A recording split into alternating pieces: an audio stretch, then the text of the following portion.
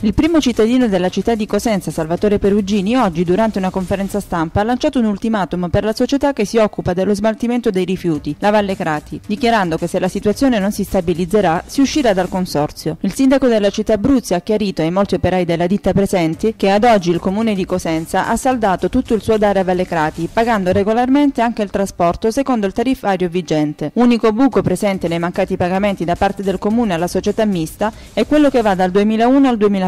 perché è oggetto di contenzioso che l'attuale amministrazione Perugini ha ereditato dal passato. Nelle battute conclusive Perugini attacca i sindaci del consorzio, accusandoli di indisponibilità e assenteismo, chiedendosi se esiste o no la concreta volontà di assicurare i finanziamenti finalizzati a tenere in vita la società Valle Crati.